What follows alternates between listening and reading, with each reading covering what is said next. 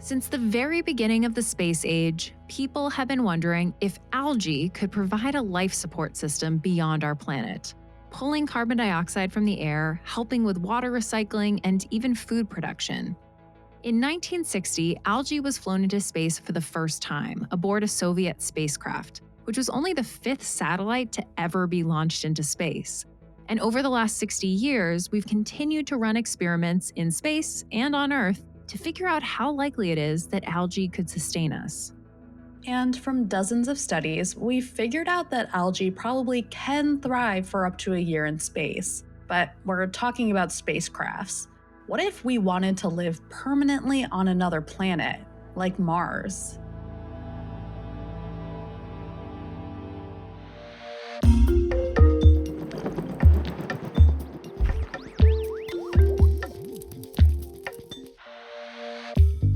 Welcome to Tiny Matters. I'm Deboki Chakravarti, and I'm joined by my co-host Sam Jones. Today's episode is all about algae, how it played an essential role in early Earth, how we might be able to use it to terraform planets in the future, and how it's already being used in the biotech space to hopefully help us make the present as well as the future more sustainable. This episode idea was suggested by one of our listeners, Chris Fisher, so thank you, Chris.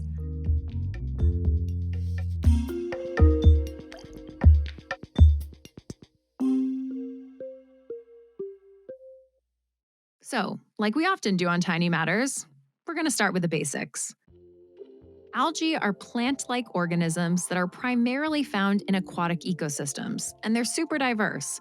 Some algae are single-celled, and others are multicellular, like seaweeds and kelp. They are very, very important primary producers at the base of the food web. By using the process of photosynthesis, they convert carbon dioxide and water into oxygen and glucose, or food, all by absorbing light energy from the sun using the pigment chlorophyll. Algae are essential for the survival of many marine ecosystems, and those marine ecosystems are important for the survival of many terrestrial ecosystems. And you probably get where I'm going. On this planet, we are very reliant on algae. And if we're hoping to survive on other planets, it's looking like we'll probably need algae, or something very similar to algae, as well. Current life support systems, such as the Life Support Rack on the International Space Station, capture carbon dioxide from the cabin air, but they only recover about 50% of its oxygen for the astronauts to use. And that's not a problem because the ISS is quite close to Earth, so we can replenish. But as humans travel farther away from Earth for longer periods of time, or possibly forever, we'll need to have an ongoing source of food and fresh water and oxygen. So let's say humans do make it to Mars, and now we're going to try and get algae to grow and sustain us. Is this a totally ridiculous plan? We reached out to geochemist Jochen Brox at Australian National University, and he told us no, it's not completely ridiculous. We know that the soil on Mars has all the nutrients that they need. So we know we have created artificial Mars soil, and cyanobacteria and algae grow just fine on it. The sun is also there. So what's really missing is the atmosphere.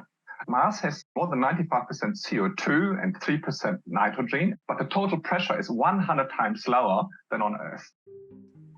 So Mars's soil composition, check. The elements in the atmosphere, semi-check. Not ideal because algae is used to our atmosphere, which is around 78% nitrogen. But the biggest issue is the atmospheric pressure, because it makes it hard for the algae and for other oxygen-producing microbes that we're interested in, called cyanobacteria, to fix nitrogen. Nitrogen fixation is a process where nitrogen in the atmosphere is converted into other nitrogen compounds that are super important for a bunch of biological processes, and even to the structure of DNA itself. Under really low pressure, algae has trouble fixing nitrogen, and it can't grow. Plus, Jochen pointed out, Mars doesn't have water. That's a big problem for aquatic organisms like algae. But he said if you could create a lake on Mars and have a station with a higher pressure atmosphere that's a bit more similar to Earth's, then you could probably get algae and cyanobacteria to grow anywhere.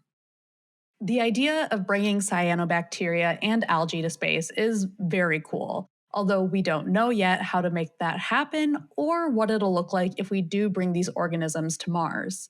But we don't have to look far to find a planet that's been transformed by them. We've got Earth. So, although we started off the episode by looking towards the future, now let's look back. Way, way back. And as we travel back to early Earth, we want to make an important clarification about cyanobacteria right up front. You've likely seen them referred to as blue-green algae. They are not algae, they are bacteria. The term is very misleading. We're bringing them up because cyanobacteria, along with algae, were such an important part of transforming Earth. Okay, so our planet, Earth, is around 4.6 billion years old, and it looked very different back then from how it looks now.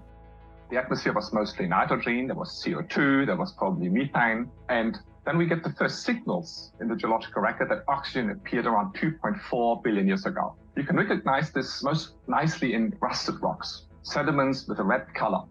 Rust is iron 3. It was formed by the oxidation of iron 2. Before 2.4, we don't see these types of red-colored rocks. And suddenly they start appearing. And the only way to make that oxygen is photosynthetic bacteria, cyanobacteria. When oxygen started filling the atmosphere, it allowed for tons of new life forms, eventually us, to exist. But that shift was at the expense of organisms that didn't use oxygen, called anaerobic organisms. Oxygen, although we need it, is extremely toxic to everything that's anaerobic, extremely toxic, one of the most toxic gases.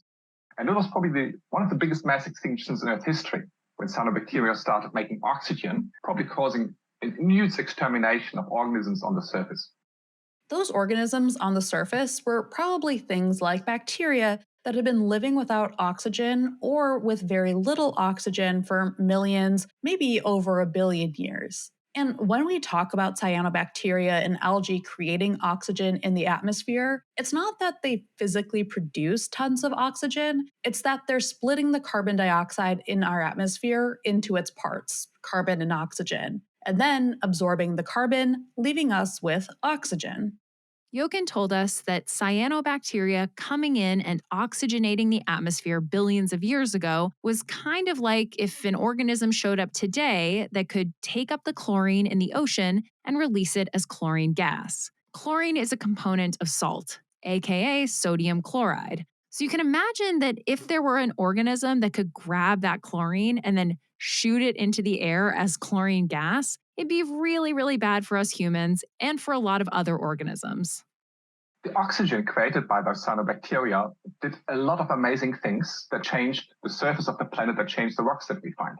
The most important thing they did is they started to oxidize methane in the atmosphere. Methane, like carbon dioxide, is a greenhouse gas. Having a bunch of methane in the atmosphere was keeping the Earth quite warm, and once oxygen started replacing methane, things began to cool off. And that became a big problem because billions of years ago, the sun wasn't as strong as it is today. If you go back 3.5 billion years or 2.5 billion years, the sun was so cold that actually the entire planet should have been frozen over already in the beginning. But it did not. And the best explanation for that is that there was a lot of methane gas in the atmosphere, because methane is about 30 times more potent as a greenhouse gas than CO2. So we believe that before 2.4 billion, there was a lot of methane in the atmosphere. And then the greenhouse gas levels start dropping. And it's getting colder and colder and colder. And the planet plunged into an ice age. So that's the first snowball Earth that happened around 2.3 billion years ago. The entire planet was presumably frozen over. There's not many rocks left of that time, so we can't be really sure where the glaciers were. But the most extreme idea is the glaciers reached all the way to the equator. The entire planet was frozen over, and the water at the equator, even at the equator, was frozen 2 kilometers deep. So it was really like the moon Europa. It was just a snowball of frozen ice. And that's a direct consequence of cyanobacteria making oxygen. So now let's shift gears slightly to talk a bit more about that very important thing algae do, photosynthesis. We briefly summarized it earlier, but it's not as simple as using light to convert carbon dioxide and water to oxygen and food. To find out more, we chatted with molecular biologist Tanay Cardona at Imperial College London, who has spent his career thinking about photosynthesis and its early beginnings, which brought him to study algae as well as cyanobacteria. when I was an undergrad student, maybe 20 years ago. I learned about the molecular complexes inside the algae that enable photosynthetic process. They're very complex. They're loaded with chlorophylls, and they are very unique in many ways. To illustrate that complexity, Tanai told us that when some cyanobacteria find themselves in an environment where there's no visible light and only far red light at the extreme end of the visible spectrum, these cyanobacteria are able to produce a different type of chlorophyll so that they can continue to use photosynthesis. There are many other types of adaptations that cyanobacteria has, but then in more complex algae and plants, there are also interesting adaptations of their own that specialize to different types of environment as well. So the diversity of photosynthesis, particularly in cyanobacteria, is something that we are only just starting to understand. Well, so a lot of times, I think when people think about photosynthesis, a lot of us think about trees, we think about plants, we think about the things we could see all the time. So, if you were trying to explain to someone the importance of algae in all of this, in our life and in our world, yeah, what would you tell them? Algae and cyanobacteria as well, they contribute substantially to primary production, both in terrestrial environments, but also in aquatic environments and in the oceans. Both cyanobacteria and the microbial algae that we are perhaps less familiar with could produce half or more of the oxygen that we breathe. So we asked Tanai what would happen if all of a sudden algae ceased to exist. He told us it would be catastrophic. But then he took that mental exercise one step further and asked, what if there were no photosynthetic organisms at all? Society would collapse very quickly because there would be no food, there would be no crops, and eventually most animals will not have anything to eat. All of the complex life on Earth will be the first to go. More than 99% of the entire biosphere depend on photosynthesis, on oxygen photosynthesis. So if we eliminate photosynthesis, eventually we will have a barren world where only there will be perhaps clusters of life representing perhaps less than 1% of what we have now in some very unique environments, perhaps in hydrothermal vents deep in the ocean. All of the beauty of the world would disappear eventually, and all of the oxygen would go away. And so Earth would kind of like return to its primordial state, perhaps of 4 billion years ago. I'm so curious, based on what you're describing, you're talking about us returning to this primordial state of Earth. Do you have an idea or a guess about how long you would think it would take to evolve photosynthesis again from that? Well, that's interesting because it links to my research. I spent a great deal of my career as a scientist trying to understand how photosynthesis evolved and originated. And from my research, I would argue that it does not necessarily need to take a long time. So I think it could be surprisingly fast. The current paradigm is that life emerges in the absence of photosynthesis.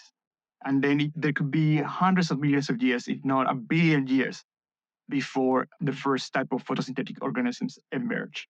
And they would not have the capacity to produce oxygen. So this is what we call anoxygenic photosynthesis. And it is usually thought to be a type of primitive photosynthesis. And it only occurs in some types of bacteria. And then it could be hundreds of millions of years more for the oxygenic photosynthesis to appear. But I have challenged this timeline. And I've been arguing that actually, when we look at the photosynthetic machinery, the one that is doing oxygen production seems to retain many, many primordial characteristics. It leads me to think that it may have originated very early on in the history of life. Tanai is arguing that oxygenic photosynthesis, the photosynthesis that we know and love where oxygen is produced, may have originated first, meaning it's the most ancestral version. And then photosynthesis where oxygen is not produced followed. After that, around 2.3 billion years ago, there's a huge increase in the concentration of oxygen, which can be detected in the geological record, meaning in layers of rock from way, way, way back in the day. Something was delaying the oxygenation of the atmosphere up until then. Maybe certain conditions on Earth that made some nutrients unavailable. We don't really know. This is still an active field of research. We've talked a lot about the past of algae. I'm curious what you think the future is going to be like. A lot of people get excited about eating algae or using it to make food or terraforming planets. Where do you think it'll go? A lot of the potential that we see with algae, it's with regards to what we can do with them in the sense of coupling new processes to photosynthesis to power biotechnological processes that would be of importance to society using light as the sole input of energy, right? So that would be fossil fuel-free technologies. Both algae and cyanobacteria, because they are relatively simple, and because we have tools to engineer the genomes, they have become attractive targets for biotechnology. To learn more about how algae might be used in this way, we chatted with Nusky Spanton, who's the founder and CEO of Provectus Algae in Australia. We started by asking him about what biomanufacturing is, because I find it's a term that just gets thrown around a lot, and I didn't really have a clear idea of what it meant. Biomanufacturing, from a really simplistic point of view, is essentially taking a microbe and making that microbe produce an ingredient or a material or a compound that's commercially valuable, and doing that in a closed system. So think about this in like a big warehouse factory in big stainless steel tanks or the other vessels that these microbes can be produced in. Biomanufacturing allows you to really precisely control these microbes and the products in which they can produce. It allows us to transition from chemical synthetics off fossil fuel-based products across to a bio-based product that is better for the environment. So it provides a huge opportunity for us to transition ourselves to a more sustainable manufacturing system. Why on earth would we ever want to move away from our current manufacturing system? Yeah, I'm kidding. Our current system is based on using fossil fuels like coal, oil, and natural gas that we all know shoot greenhouse gases into the air.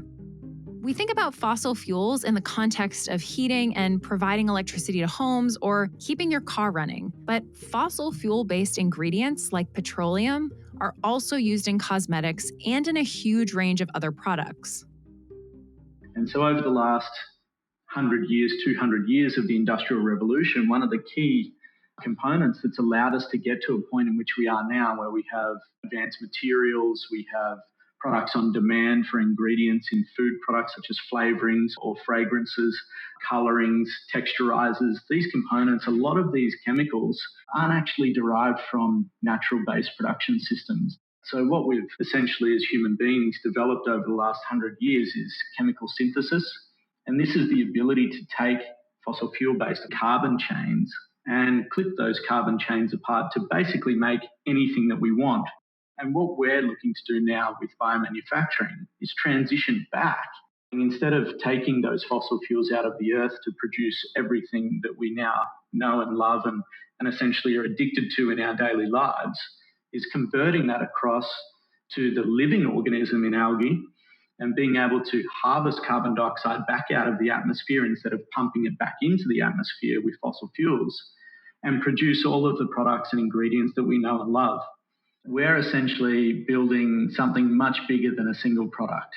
What we're building here is an entirely new biomanufacturing platform. We do have demonstration products in which we've developed out that prove the platform and our capabilities across many different formats.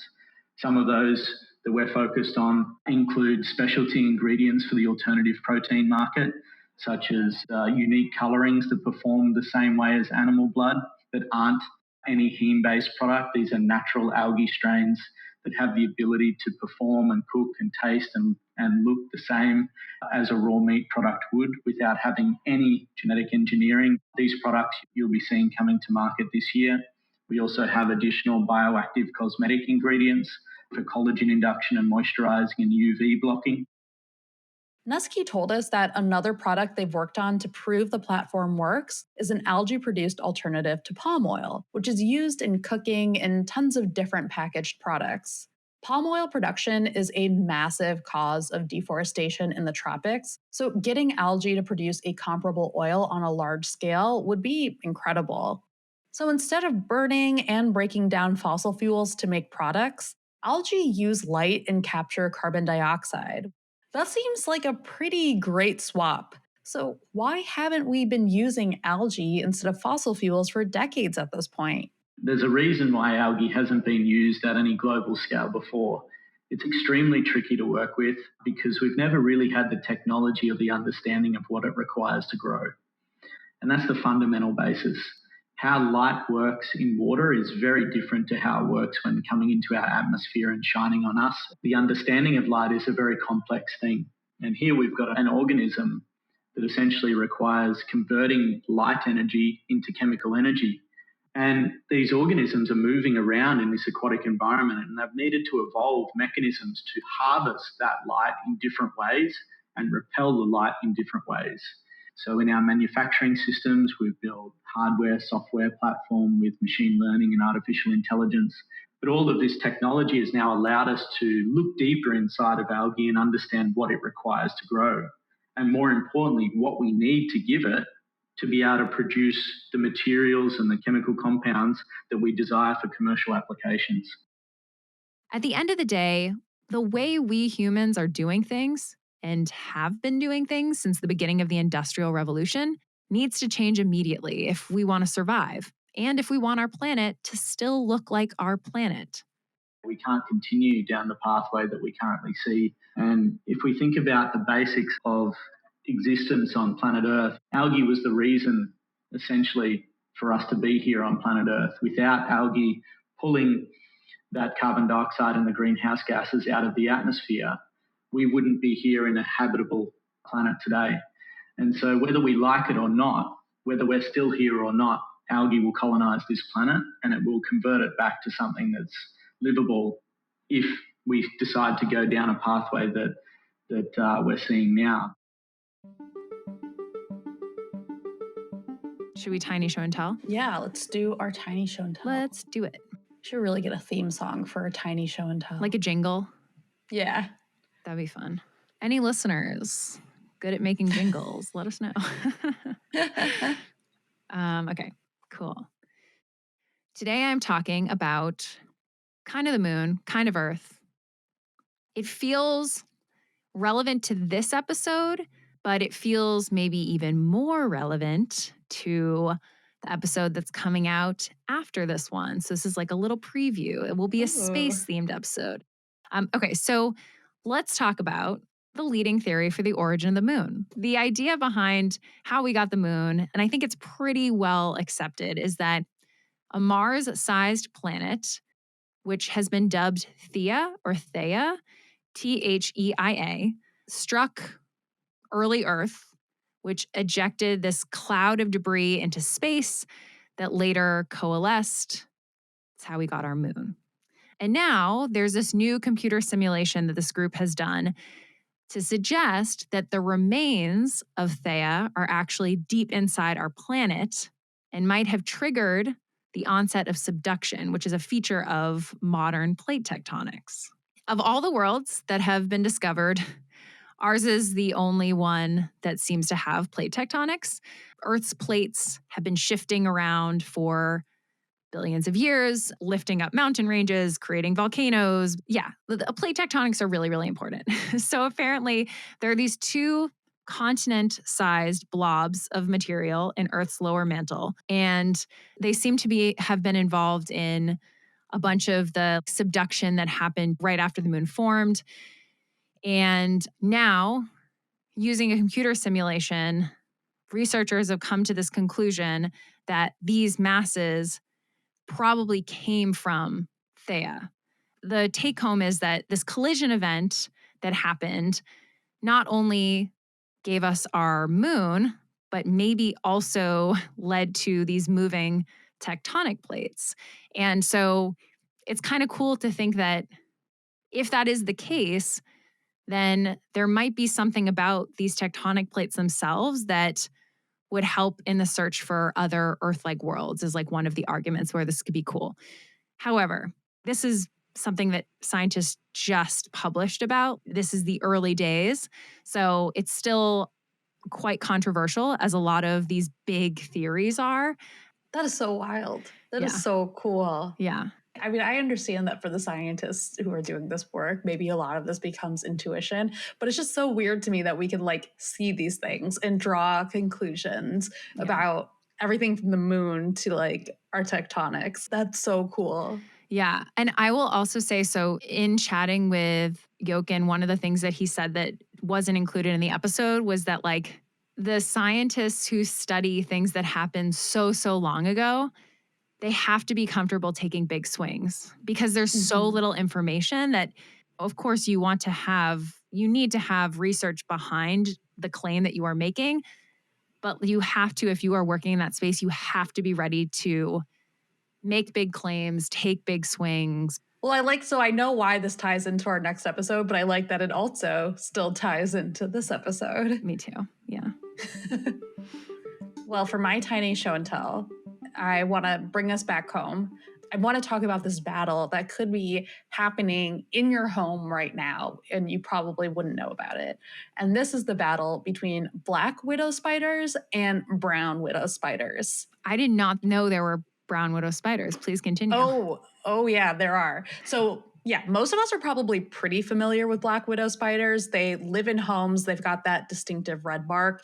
And they're venomous, so they're like a little bit scary in that regards. If you get bitten, you should definitely get that taken care of, though apparently not that many people die from a black widow bite. The thing is, black widows, they don't actually like to bite people. They prefer to run away or to play dead, maybe throw some webbing, apparently. That's another technique they do. They're just kind of shy spiders in general. Now, the brown widow spiders, on the other hand, they're not as venomous as black widow spiders, but they are also not as shy. So apparently they might have come to the US around 1935, probably from South Africa. And they're not just curious about their surroundings, they're aggressive about it.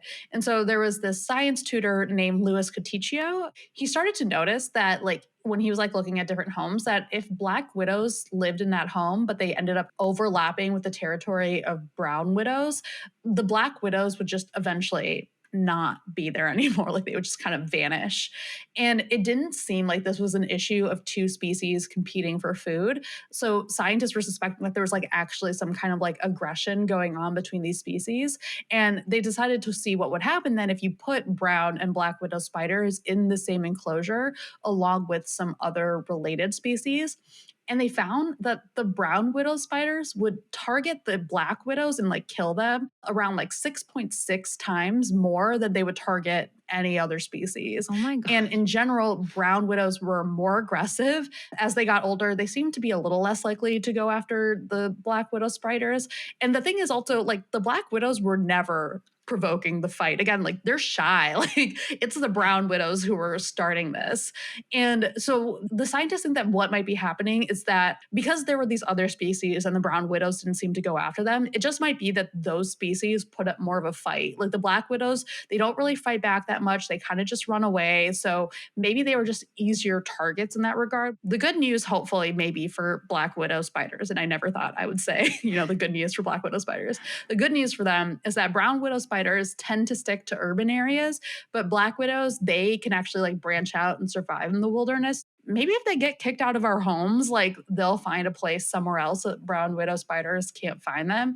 But yeah, that is the tragic story of the black widow spider. Being someone who grew up on the East Coast, I did live in San Diego for 5 years. But other than that, I have never lived in a range for really like any spiders that are scary or potentially venomous. I know people really hate spiders, but I like don't mind them. I'm definitely a person where if I see a spider, I just let it hang out where it is. Like, I don't like seeing a spider in my shower stall, but like otherwise I'm also usually okay with it. I didn't expect to come out of this sympathizing with the black widow spiders, but you never know. Yeah.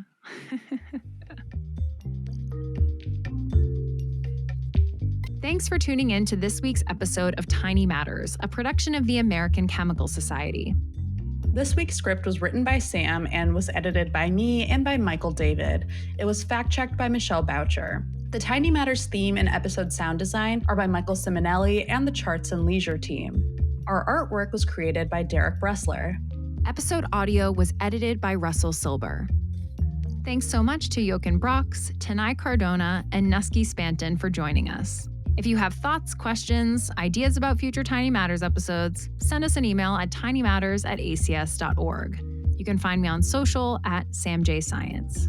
And you can find me at okidoki_boki. Oh, also, we're selling coffee mugs now. So I'll put a link.